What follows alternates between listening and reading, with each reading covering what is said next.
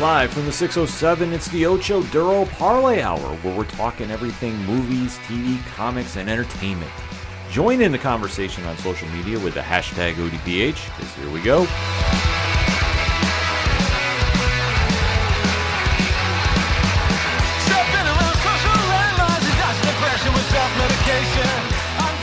Welcome to an all-new edition of the ODPH podcast, better known as the Ocho Duro Parlay Hour.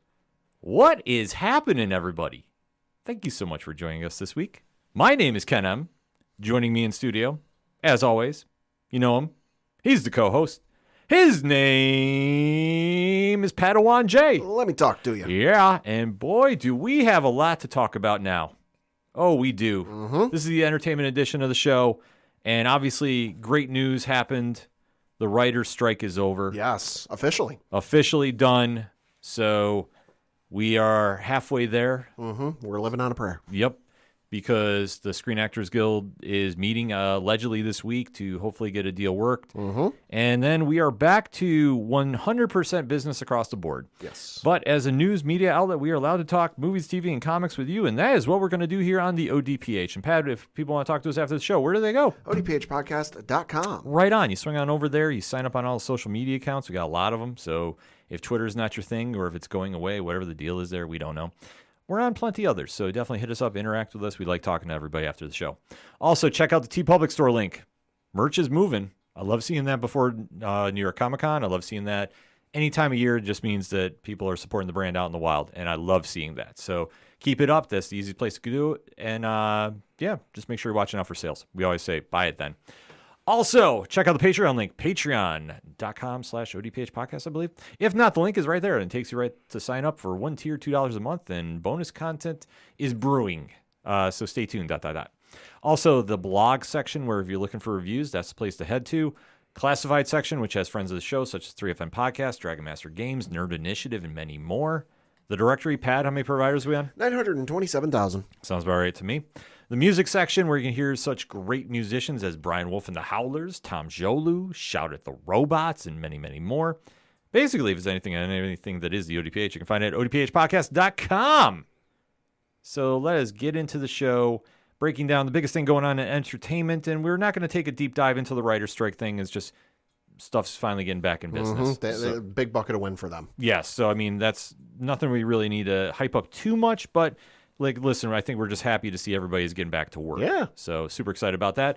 And one of the shows that I know a lot of fans are talking about in the meantime and really are going to unload, breaking down, is the latest addition to the Disney Plus / Star Wars family on Disney Plus. And of course, that is Ahsoka, with Rosario Dawson playing the title character, Ahsoka Tano, which has been nothing but smash hit after smash hit episode. Arguably their best show that they've come out with. Arguably. It's in that conversation. It's in the conversation with The Mandalorian. So there's a lot of win happening here. And so far, we are now at the penultimate episode, episode 7. 6 episodes down. A lot of things were happening. Everybody's still buzzing about episode 5, entitled Shadow Warrior. But heading into this episode entitled Dreams and Madness, there was a lot of questions going on. What to expect, because obviously we have to build up for a season finale that is sure to leave a lasting impression. And we have a lot to talk about. Now, if you're new to the ODPH, first and foremost, thank you for checking us out. Drop us a review. We always appreciate seeing that. What we like to do is give you a spoiler-free statement about what we're going to talk about. So if you haven't seen the episode yet, if you're not, it's okay. We tell you our thoughts, so we'll kind of maybe make an opinion for you. You go watch the episode, you pause this podcast, you jump back in, and then you're right there for the spoiler talk. If you have seen it, well, stay through the countdown, because we'd like to let everybody know when to duck out and put the liner notes in the show notes. We are going to go full spoiler diving, so you have been forewarned. You can't say, oh, I didn't know you guys were doing that. Oh, no, we make sure we are very, very blatant about that. Even so much so, I think people say we do it too long, but I'm saying I don't want to get another email from anybody saying you ruined my show. So that being said, let us get into the latest episode of Ahsoka, entitled Part 7, Dreams and Madness. Pad, what is your spoiler-free statement? Thought it was a good episode. It was a nice setup for the finale. You know, you got all the pieces moving into place where they're going to be for the season finale. kind of wasn't sure what to expect with this one, just because obviously, you know, the last episode we were like, okay, episode 5 focused so heavily on Ahsoka. This, you know, episode 6 probably going to focus more on Sabine and the other characters that had traveled off into the other galaxy. So honestly, I wasn't going into this episode with any like super high expectations of like, I hope I get to see X, Y, and Z. You know, it was just kind of like, all right, I'm not sure what to expect from this, so I'm kind of happy I'm going into this blind. You know, I know they're posting clips of this show before, like, a couple hours before it goes live, and I'm, like, avoiding them like the plague. Because, you know, I just want to go into this as blind as I can possible, you know, and I'm even going so far as, like, once it hits 9 o'clock, my phone goes upside down and on like the other side of the room. Yeah. So that in case somebody hits me up for anything on any form of social media or text message, I'm like, yeah, no, sorry, like Ahsoka's on. You have to wait the requisite time for me to get to credits before I answer anything. You know, but no, this episode was great, you know, and I'm excited for the finale. There was a lot that I was waiting to see how they're going to set up going into the finale, because we've had 2 very impactful episodes, one a little more than others, in my opinion, because if you're not familiar with Star Wars Rebels, last week's episode entitled Far, Far Away, maybe did not hit you as hard. If you've seen Rebels, there was much to chat about after that. But after having such strong episodes back to back, I figured there would be a pause somewhere. And not like a bad pause, but it's kind of like when we talk in terms of pro wrestling. It's the calm before the storm. You always have to have that one match to let the crowd breathe and get back in before you go to the main event. I feel they did that here. Yeah, this was the proverbial eye of the storm. I mean, you think of, you know, a thunderstorm or a tornado or even like a hurricane or a typhoon coming through. You know, where they talk about on, you know, the meteorologists talk about the eye of the storm and how, that's when it's at its most calm, you know, and it's eerie and it's silent and you can't really hear, you know, there's not really a lot going on, but inevitably that storm keeps moving and the other side of the other wall of the eye comes through, and inevitably that storm starts right back up. And that's kind of where we're at, is all right, you know, we made it through one part of the craziness and now we're sitting in the calm, and here comes the other side. So there is a lot that was good, and it's bracing for impact, because next week's finale I think is going to be absolutely must-watch TV. So that being said, let's get into that spoiler talk, shall we? In 3, 2, 1, Pad, talk to me. Thought it was a really good episode. Like I said, it set up things nicely for the finale. Couple surprises I didn't see with this episode. You know, I was happy to see. I got real excited for some of those surprises. And it's going to be interesting to see where this goes, because it's going to be interesting because obviously Ray Stevenson, you know, in this show has been phenomenal, you know, from start to finish. He just eats up every scene he's in. He's such a great actor. He was such a great actor, and he's playing such a great character in this show. So it's going to be interesting to see what happens with him, because they're clearly setting up something for that character, you know, with the finale, but where it goes is kind of going to be tough to see because of his unfortunate passing, you know, but he's been great. Thrawn is just eating up every scene he's in. And for those of you who aren't familiar with just how much of a tactician he is, boy, he's showing off for you here. This dude, like I've said, is 4 steps ahead of everybody.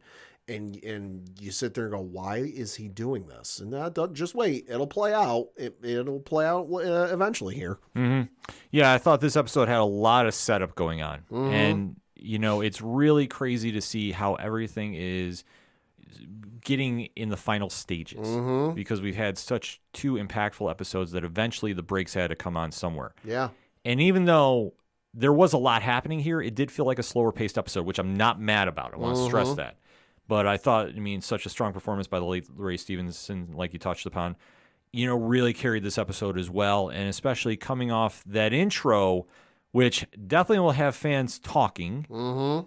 But there was a lot that is just built up that once we get to the final scene, the anticipation is that much higher. Yes. And so let's talk about that opening scene, because we are on a familiar planet. Yeah, we are. Pat, where are we? We're on Coruscant.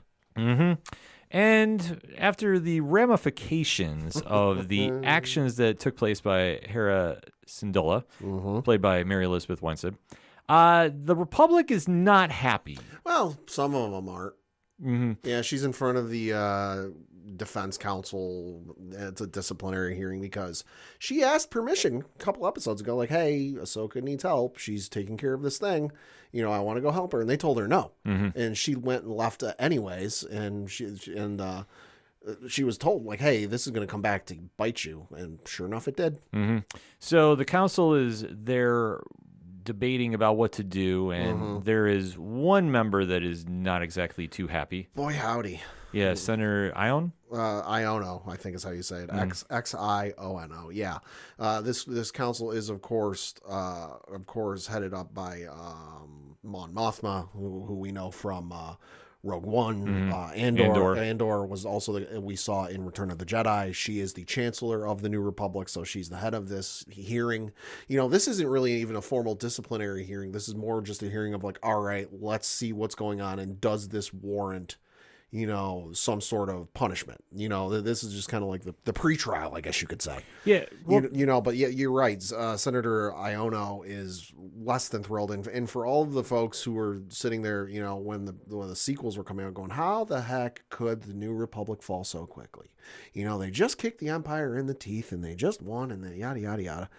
And it's like, how the hell could they come in there and take over so quickly? Well, it's dudes like this where it's not officially confirmed, at least not yet as of this recording. I'm willing to bet this dude's on the payroll of the Empire. Oh, completely. That he might have his allegiance and he might represent whatever planet he is supposed to be representing. Mm-hmm. But his pockets are getting lined thoroughly from what remains of the Empire. Yeah, Nelson Lee, who plays Senator Iono, did a great job with this, and obviously reprising her role as Mon Mothma is Genevieve O'Reilly. Yeah. So they're having a great back and forth trying to assess the situation, but then somebody crashes the party. Mm-hmm. Well, they're almost to the point of, wanting to give her a court-martial, and court-martialing Hera. And, and she can't even really get an explanation out and like explain what's going on because Iono just keeps knocking her down and just like, no, listen, you disobeyed orders. This isn't right. You got blah, blah, blah. But no, then you hear off in the background, she gets a little help, from a friend, and that would be C-3PO.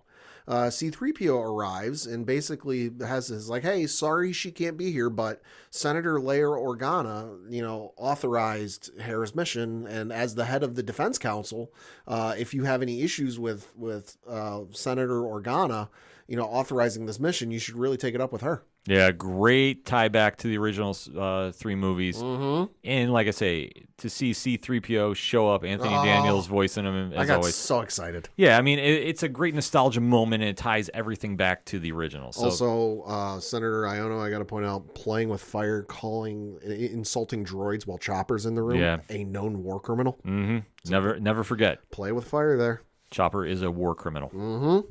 So it turns out to work in Hera's favor. Uh-huh. But it is kind of left with a little bit of a warning. Well, and also Mon Mothma knows, and she even says this to Hera after the whole meeting is over, that she's like, all right, listen, let's cut through the crap. You and I both know Leia didn't authorize your mission. Mm-hmm. And even Hera goes, yeah, well, she did eventually, very late. And that's when, finally Mon Mothma is like the voice of reason for the council and goes, all right, really, like, leave aside your personal experiences and your feelings about him aside. How genuine is the threat of Thrawn? Mm-hmm. And she basically says, like, listen, it's not a matter of if he shows up, it's when he shows up, and we need to be ready. Yeah, so, I mean, it's a stern warning about the drastic measures taken, but honestly, there's weight to the situation going on. Mm-hmm. Then we switch to a certain planet known as Paradia. Mm-hmm. And this is where all the action is really happening because the Purgils are finally on their way to the destination of Thrawn. Mm-hmm. And, of course, Thrawn being Thrawn has a minefield set up. Yeah, he does. So this is where a lot of the Purgils are disappearing, leaving Ahsoka and Huang by their selves. Yeah, so we see a little montage of Ahsoka training some lightsaber combat, lightsaber forms, which is cool. It's the audio we heard from the trailer, with Anakin, which was, hey, it's cool to see him again in hologram form. And Hu Yang comes up to her. Hu Yang, I apologize for messing that up earlier. Hu Yang comes up to her and goes, hey, I think we're finally coming out of hyperspace. She's like, well, she's basically like, hey, well, we're in the middle of a Purgil's mouth. How can you tell? He's like, well, my instruments indicate to me they're slowing down their acceleration. Mm-hmm. But yeah, they come out of there and they can tell something's wrong, but they're still in the mouth, and they come out. And yeah, you're right. The Thrawn, with the foreknowledge of the grandmothers, I think was their name, laid a minefield because the hyperspace ring is still in orbit around the planet. So the forces that are still on the ring went out and laid a minefield. And while the Purrgil were protecting them to some, and Hu Yang opens his mouth and goes, "Oh, at least we're being protected a little bit by the Purrgil." The Purrgil then start to take off, ergo trapping them in this other galaxy, because that was Ahsoka's way in. Now she ain't got no way out unless they somehow capture the hyperspace ring. Yeah, it's going to be a very interesting scenario happening here, but Ahsoka and Hu Yang are kept really away from the planet because Thrawn set up a trap. And you almost have to wonder now, is Ahsoka and company going to have to like take Thrawn's Star Destroyer or whatever it was that brought the other folks to that galaxy? Because Ahsoka's ship in the hyperspace ring, the tire's a little too big for that car. Yeah. They're going to have some problems, so they're going to have to figure something out and rather quickly. Yep. But meanwhile, we do get caught up to Sabine meeting up with the imposter, ? No. There was a lot of chatter online Good that grief. Ezra Bridger is not who he says he Good is. grief, people. Which I had to laugh about. So. No, it's just Thrawn is a brilliant tactician, and he is always 4 steps ahead of people. It's not always successful, but he's always 4 steps ahead of people. Case in point, an episode of Rebels where he let them go and then was able to capture them later because he let them go and figured out where they went. Right. So you do see the pair and the Nadi are making their way through the planet, allegedly back to Thrawn's castle.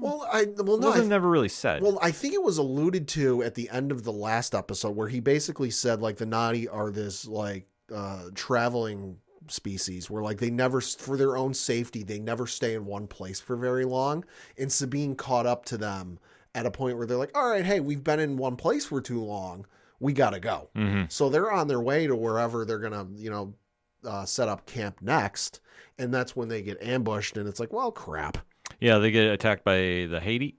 Yeah, the Haiti. And then also Balin Skull and then Shin Hati. Yeah, so there is a massive fight scene going on. Yeah. And great action sequence. You do see something that definitely caused a little puzzle, at least in my eyes. Yeah. Because as you saw Ezra Bridger, who's played by Iman Esfante, or Fondi, you see him not take the lightsaber back from Sabine Wren, who's played by Natasha Bordizio. Which he did give to her. Yeah. Yeah, so it was kind of like a weird back and forth because she gave it back and he's like, no, I have the Force, I'm good. Yeah. And to kind of see them play off each other back and forth. I mean, I thought it was a fun segment, but I thought it was kind of puzzling too. Yeah, that was. I mean, there really wasn't a great explanation. He just like, no, it's yours. But it's like... I can only imagine it was just like something he picked up on his journey or his travels since he left Sabine, because he left Sabine at I don't want to say a very young age, but he was in his teenage years. Now it's been like 20, 30 years, whatever it's been. So he's a little older. He's a little more wizened, got a little more experience.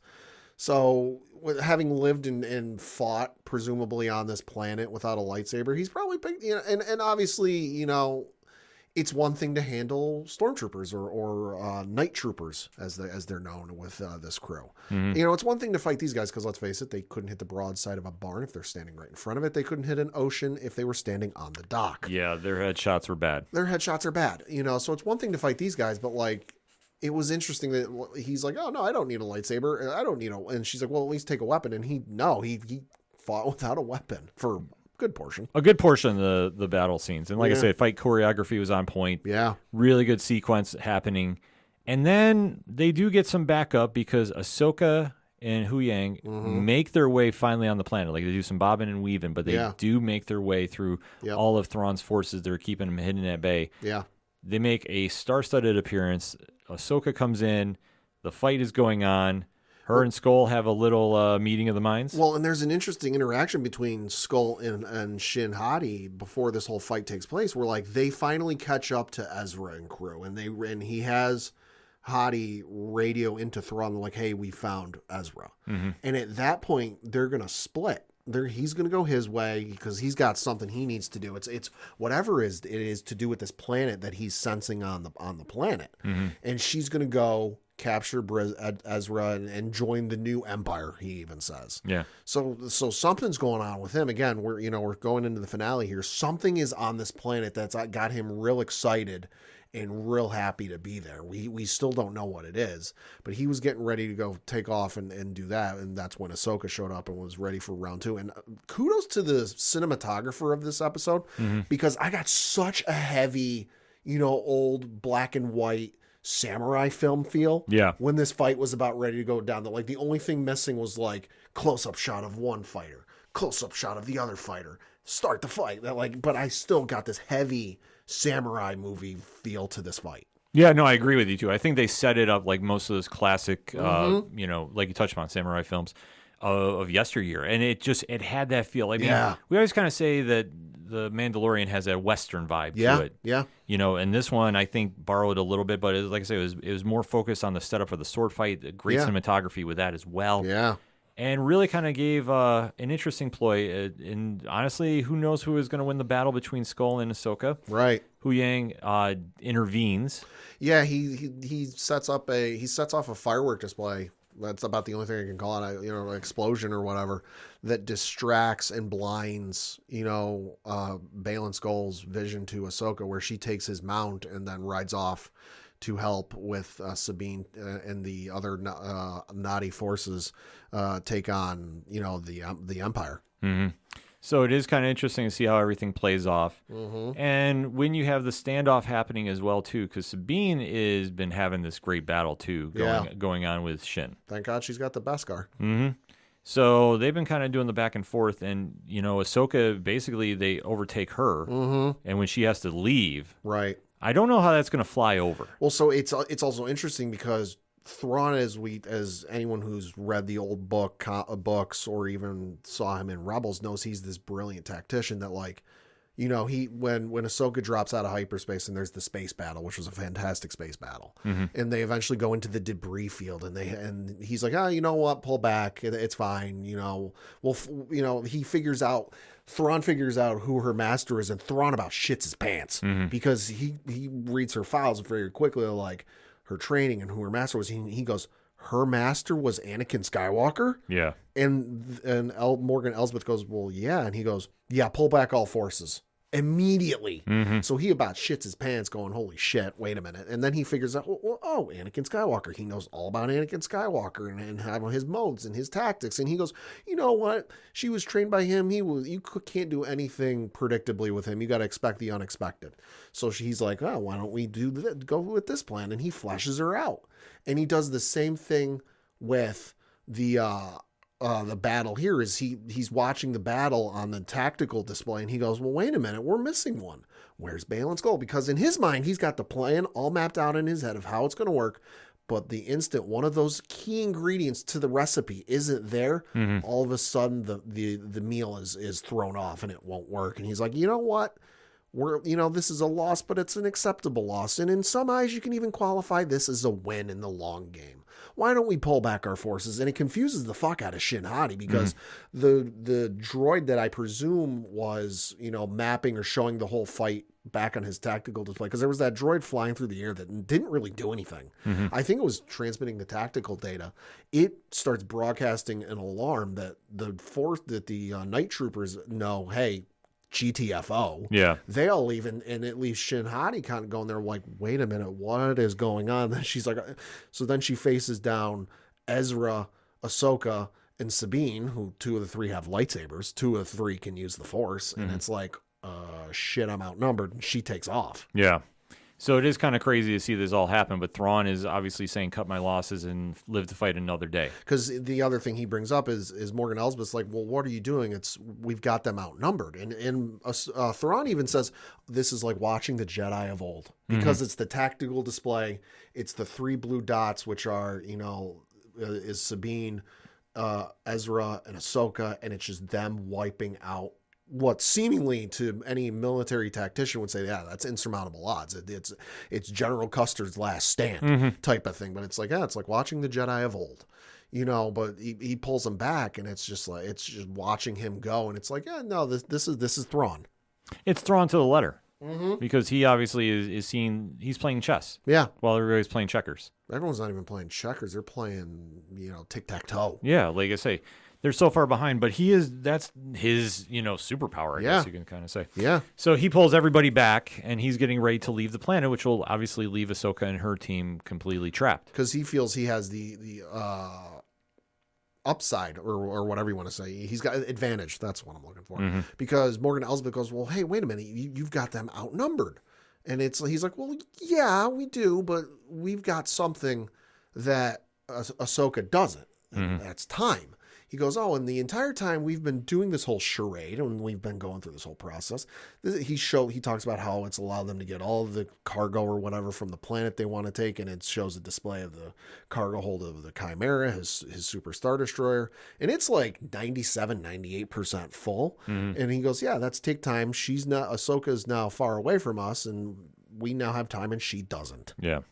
So he makes his move, but we do get the happy ending of Ahsoka, Ren, and Bridger all coming together. Yep. And obviously, it's the feel good moment before what is arguably going to be the end for somebody. Yeah. So, and that's how the episode ends. I mean, it's kind of like a happy ending to a degree, but it's Star Wars, so not everything can be that happy. It's a happy ending. It's kind of like Empire Strikes Back in a certain way, where it's like, oh yeah, hey, you survived, you made it through, but it's not setting up real happy here. Right.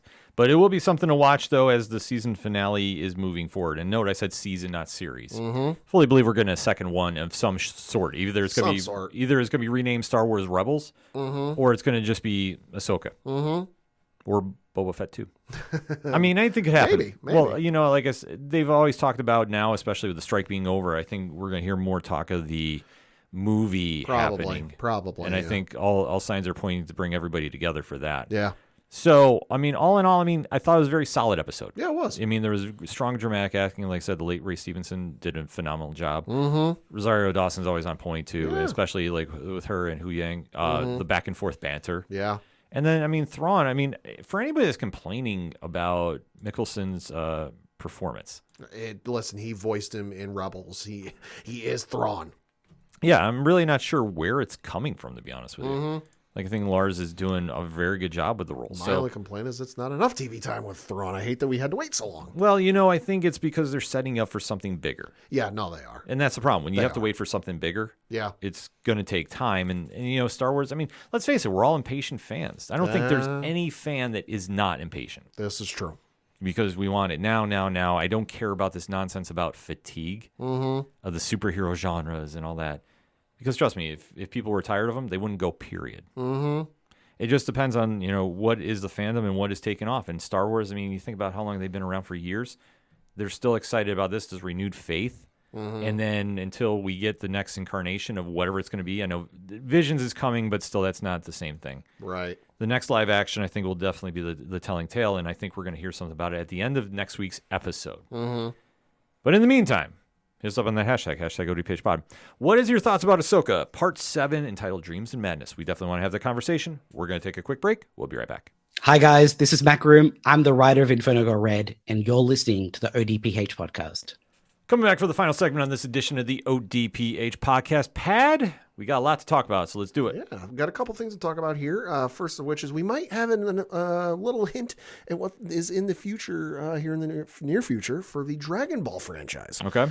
Because allegedly we're going to be getting a new anime, canon anime, that whole thing, Dragon Ball Superhero or whatever it is that's been online a couple years, not canon, but an official canon anime, because been leaked online the last couple of days that the next Dragon Ball anime, rumor has it, is going to be called Dragon Ball Magic.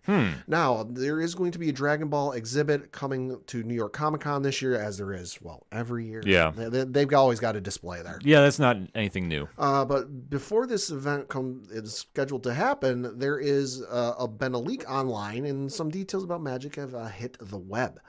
So the rumor is that it's going to be a web anime released by the franchise. And reading from an article on sportskedia.com, the article says, quote, "The information has been provided by two Dragon Ball anime leakers, DBS Hype and Supa Chronicles on Twitter. According to the leak, Aya Komaki will be directing the series, while Katsuyoshi Nakasuru will be the character designer. Meanwhile, animators like Shintani Kubota and Takahashi will be participating in the new project. Additionally, the leak revealed that the animation will feature a 90s art style that will be animated using modern technologies and some CG. That being said, one will have to wait until the Dragon Ball exhibit takes place at New York Comic Con on October 12th, 2023, when the same may get announced officially. Also, it says, according to the leaks, fans can expect Dragon Ball Magic anime to be released in the first half of 2024. The web anime series will release 14 to 15 episodes, each of which will be about 30 to 40 minutes long.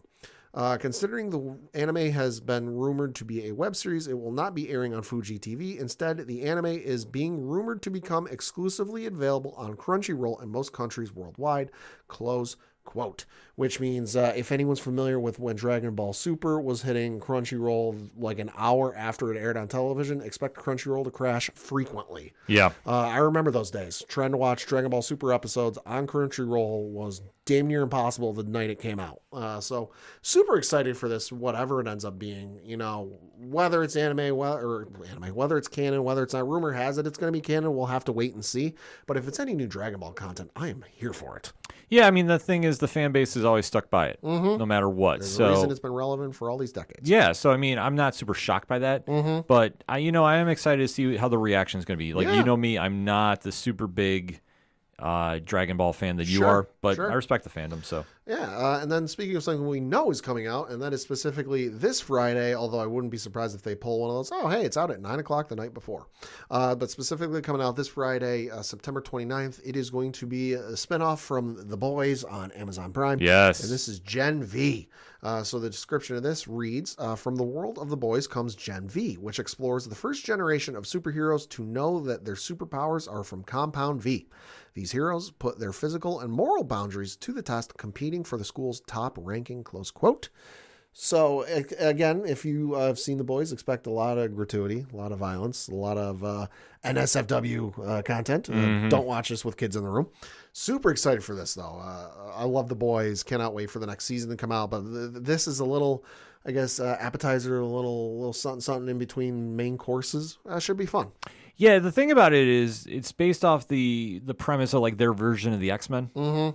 So you have to remember The Boys is not satire, but it shows the dark side of being a superhero. And especially, like, it combines so many elements. I mean, the Garth Ennis, Dark Robinson run was just phenomenal. You know, like I say. But to see how they're going to do the spinoff, I'm curious to see how long it's going to be. Because if memory serves me, and obviously please correct me on #ODPHpod, I don't think it goes that long in the comics. So as we can't say anything about future seasons, don't know anything quite yet, but for this season, it looks like it's going to be 8 episodes. Okay. Well, I mean, I think that's a good size. Like, you don't want to go super crazy with a new series, especially like it's a spinoff, so there's only so much you can do. Right. But I think, like, for overall, have to wait and see. And as for reviews, some early reviews, because the embargo did drop today as we record, looking over at Rotten Tomatoes, with 22 reviews in, it has a review score of 100%. Okay, I'm not super shocked by that, because you know what? Fans love this franchise. So I could imagine if it has a little bit of that magic, they're going to jump into it. Yeah, and then a couple of things got announced from the folks over at Netflix, because they had a whole feature premiere, whatever you want to call it, for some of their animated stuff. Kind of like a Tudum, but not Tudum. Yeah, not a full-blown thing, just a little stream. They did announce that there is going to be a Devil May Cry anime released. It's being developed by Studio Mir. Really not a whole lot to go on. The trailer they put out for it is like 30 seconds. So it obviously features the title, the main character, Dante. You know, the animation looks cool, and I'm kind of interested to see where they go with this, because Devil May Cry, obviously long-standing franchise, got a lot of fans. I'm interested to check this out, so we'll see what happens with that. They also gave us a first trailer for the upcoming Tomb Raider anime series. Again, it's like a 50-second trailer, so not a lot to go on, other than we know they're going with kind of the look and art style, I guess you could say, of the newer games, right? Not the older ones. So kind of give you an idea what to go with that. Again, no release dates for this. We just know that Tomb Raider is coming sometime next year. And then we did get a clip from the Scott Pilgrim anime. That is coming out November November 17th on Netflix. It looks good. That looks fun. It looks good. I will say, though, and I know it's the entire original cast voice reprising their roles in this project. Michael Cera in this does not sound like Michael Cera I remember from the movies. Yeah, something sounds off there. Admittedly, it's been a couple of years since I've seen that movie, so I could just be misremembering the voice. But sure. From this clip, that does not sound like Michael Cera. No, I fully agree with you. Something sounds off with that. Yeah. And I'm not sure, like I say, it's not a shot taken. It's just something sounds off with the audio. But for one of the whole pitch points of this anime is it's the entire cast from the movie that like the group chat got revived and they all pitched to do it and they all agreed. So we'll see. Yeah. It looks good though. It looks very good. Let's get into a couple other stories that broke because obviously everything falling out of the Writers Guild thing. There was a couple stories. One, I hate seeing this happen, but I had an idea something might be, and that is Starz was made a couple cancellations for some series. Okay. But the one that I think affects us most is Stephen Amell's Heels. Oh. So this is the one that he was doing the pro wrestling drama. Lasted a couple seasons. I know Jared from Punch the Timeline, shout out to him, was doing a phenomenal podcast about that too. But yeah, it was just announced according to Variety that some shows were canceled and his was the top of the list. Like not purposely, but just the one everybody's running with because I think everybody knows that one super well. So so a little crazy, but not to be surprised. Like I think it kind of flew under a lot of fans' radars. Well, and Starz is also, and this isn't a shot against Starz, but like Starz is a very hard channel to get stuff on with and keep it going with, just because when you think of some of the more the higher subscribed premium channels, they're not exactly in like the top 3. You know, you got HBO is probably number 1. Showtime, I would say, is probably number 2. You know, and then maybe Starz is 3, possibly 4. So I just know with subscriber count, Starz is not that big. So ultimately, at the end of the day, when it comes to whether you keep a show going or not, are you bringing in those subscriptions? And are you bringing in the viewers? Because for us as viewers, I could care less what a show's rating is. Oh, sure, yeah. You know, it doesn't affect me. I don't get a paycheck out of it. But for the networks, you know, why are we going to put, you know, however many thousands or millions of dollars into these shows if nobody's watching it? Yeah, that's the one thing you got to remember with that too. So, like I say, it's kind of a little crazy to see it get canceled. Not super shocked. Yeah, no. Like I say, I've gone through Jared's podcast, like I said, and that's kind of how I've caught up on it. He does a great job with it too, by the way. So that's kind of leading off as we're now kicking back into television season. So we will obviously start hearing a lot of stuff getting announced, which is good. Yeah, and just the SAG deal has. I'm optimistic that's going to be finalized this week. I know they're like I said, everything I've heard is like they're planning on having talks again this week. But I think with the WGA done, I think that one might move a little quicker because you've already got the biggest hurdles out of the way. Super excited about that. As I am excited because as we're recording today's new comic book day. Yeah. So, Pad, what are you picking up at the shops? Going to be picking up Action Comics issue number 1057. This one from Philip K. Johnson. Cannot go wrong with his run of Superman right now. This one reads, as the Super Family and Steelworks rebuild their city, a new golden age of Metropolis has begun, and not everybody is happy about it. As the charismatic but volatile young terrorist leader Nora Stone reveals herself and her vision for a city without Kryptonians, members of the Super Family inexplicably start losing their powers, and a new team of metahumans emerge to take their place. Who is Nora Stone, and what's her strange obsession with Clark Kent? The newest arc of Action Comics begins here. Super excited for this. Love Philip Johnson's work. Cannot recommend it enough. Also from the folks over at DC, Batman Beyond, Neo Gothic, issue number 3. I know this one will have your attention because on the cover of this one it says, on trial with the Court of Owls. Take my money. Who will survive? This one from Colin Kelly. Colin Kelly is one of the authors. Jackson Lansing's another one of the authors. And then you've got Max Dunbar is done the cover art and also the penciler. You've got the description of this one reading, in the darkness beyond, a looming threat waits. Behold, the Court of Owls. But who will they seek and why? After escaping the wrath of Killer Croc, Batman comes face to beak with the most terrifying court to ever exist. But in order to get the answers he seeks, he must be willing to make the ultimate sacrifice.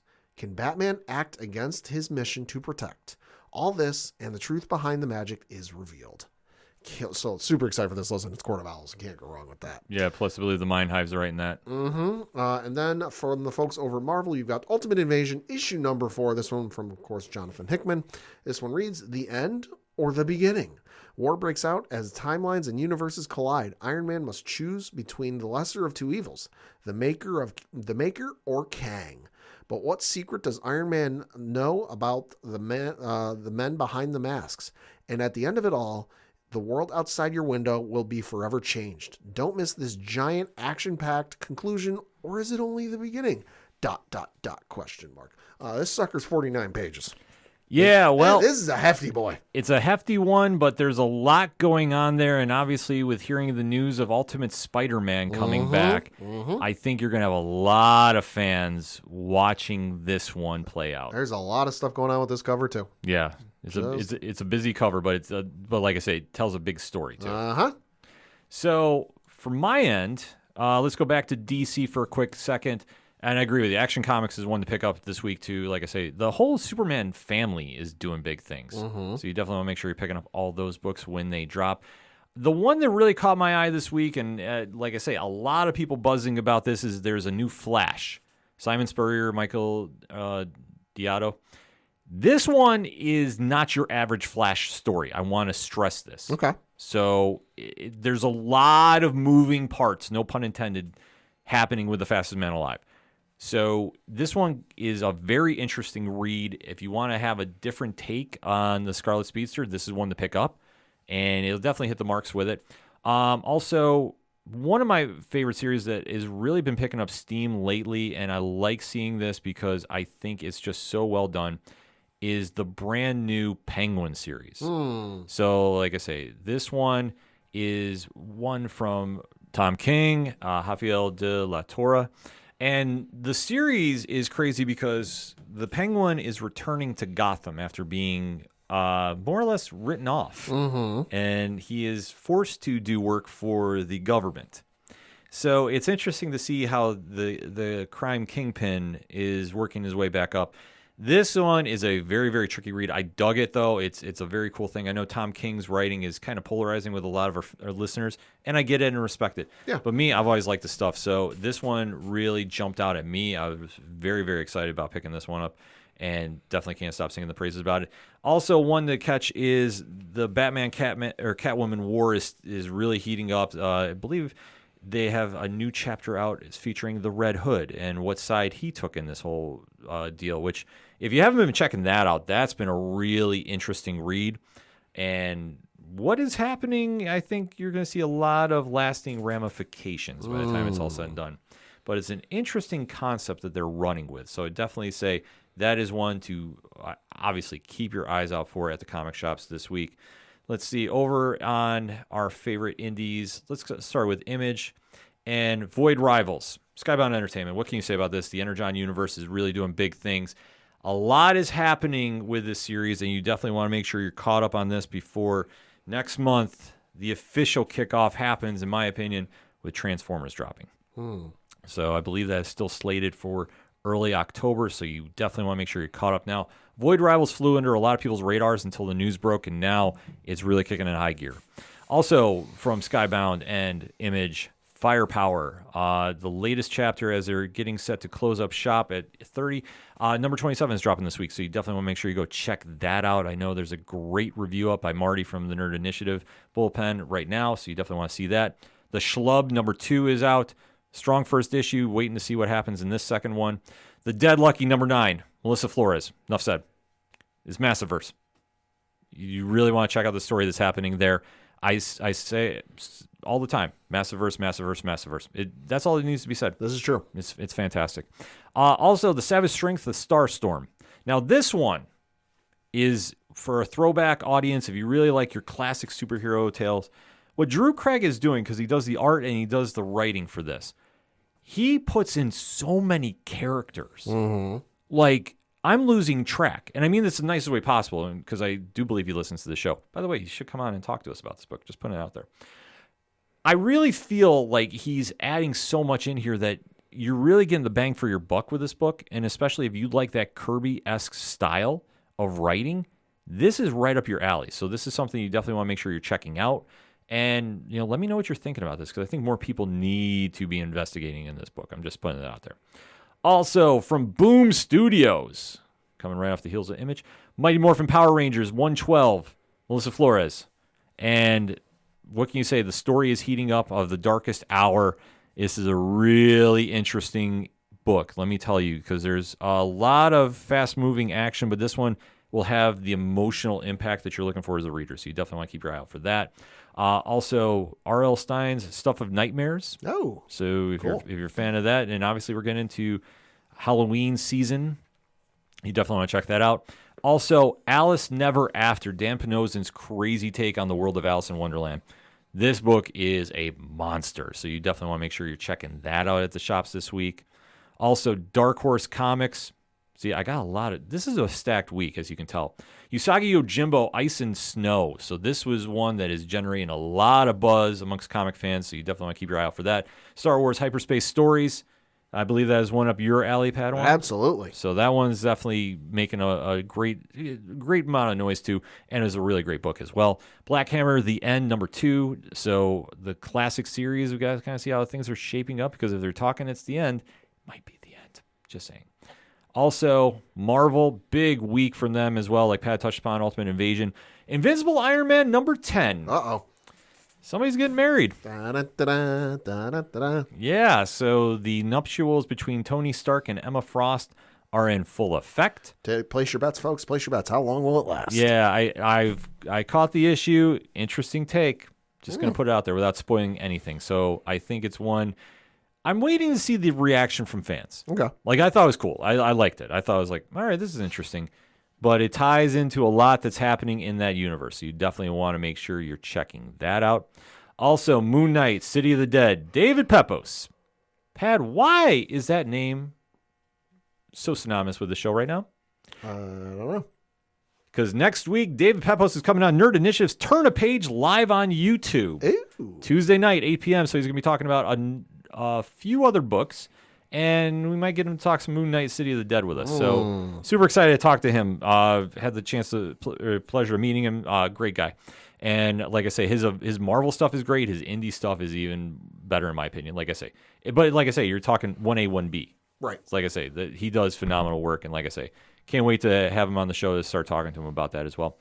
Also, there is another Avengers book that you might want to keep your eyes for, and that's Avengers Annual #1. Stephanie Phillips and Paco Medina. So you definitely want to keep your eyes out for that.